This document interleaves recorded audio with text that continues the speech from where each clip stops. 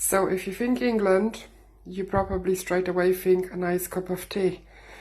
But English people don't just have tea like we do in Poland. So it's well-known fact that tea makes everything better, and you always hear the phrase, stick the kettle on, put the kettle on.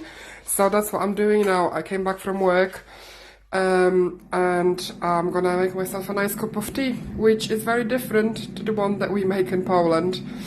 Still the same tea, whether English breakfast tea or whether it's Yorkshire, PJs. But as you probably know, you would have it with milk. So I'm gonna make a nice cuppa, or a brew as people in north of England would say. So I thought I'll make a little video just to show you. So yeah, hopefully it won't take too long. Because I've lived here for now nearly 17 years.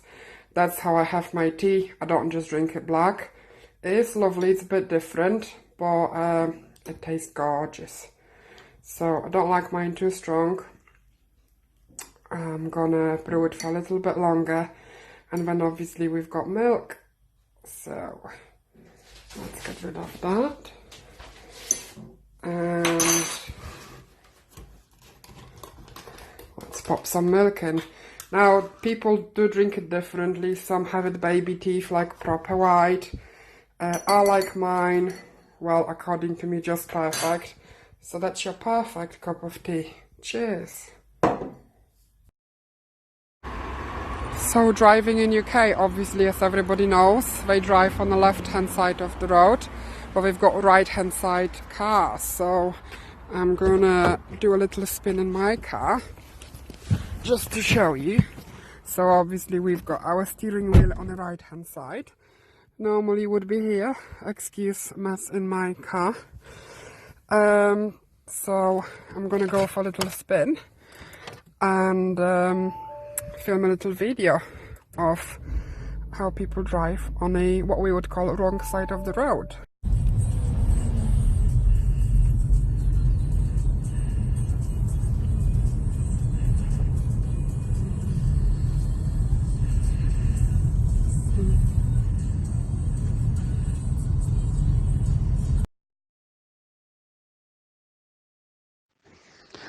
When you're thinking sandwiches or breakfast as such in Poland and in England, they do look very, very different. So in England, you would always have a sandwich, i.e. two pieces of bread with a filling inside it.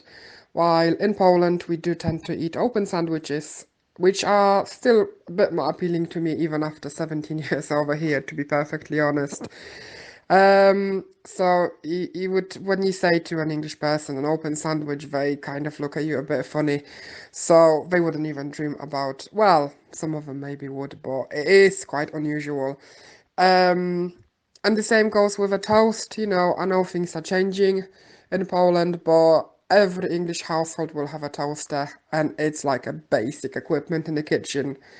So yeah, toast sandwiches on a toasting bread, on a toast bread even. It's something that every English household would have, while in Poland, obviously, we tend to have fresh produce on an open sandwich, a bit of lettuce, a bit of nice ham or cheese, maybe tomato, a bit of chive if you've got a bit of time to make a bit more effort. So yeah, quite a bit of a difference there. And when it comes to breakfast, obviously, full English breakfast, it's not something that you would have every day. Usually on Sunday, maybe on weekends when you've got a bit more time. But that English breakfast will keep you full all day. So it's like on our Sunday we would have jajecznica, scrambled egg, which again English people make it quite different to us.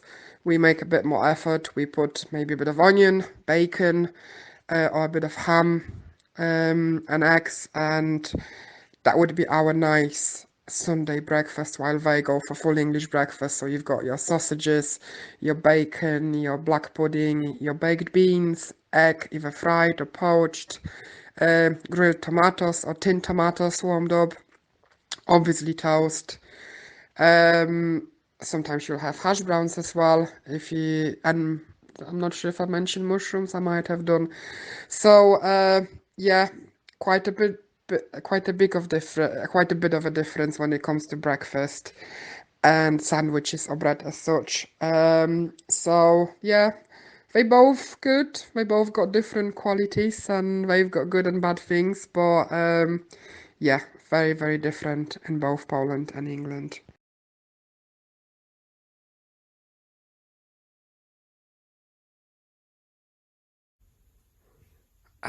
Another very different thing between Poland and UK is the fact that they've got two separate taps, as seen here. I mean, my property is quite traditional because I live in a cottage, but even in the new properties, new builds, you still get traditional separate taps for your cold water and your hot water.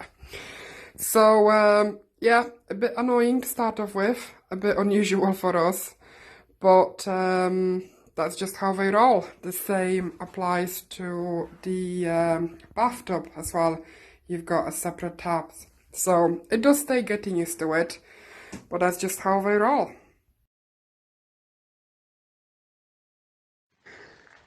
Quite a big cultural difference. I think what I found is quite apparent when it comes to Polish wedding and an English wedding.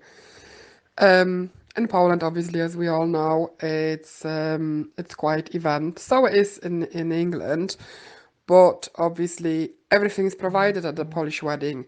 The food, the alcohol, and there is loads of food. And Polish weddings tend to take 2 days, sometimes a bit longer. In England, it looks very, very different.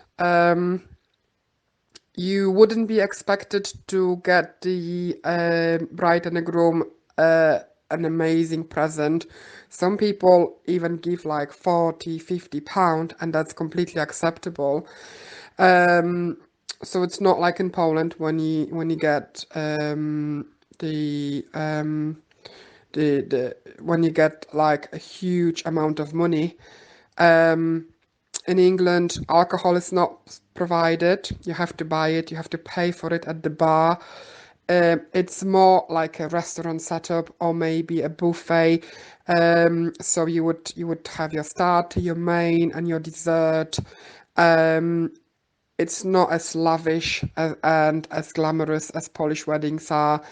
And they don't even last that long. I've been to few English weddings, and sometimes 11 midnight, you back home hungry. There wasn't enough alcohol because the alcohol that was there was very expensive at the bar. So yeah, Polish English weddings very different.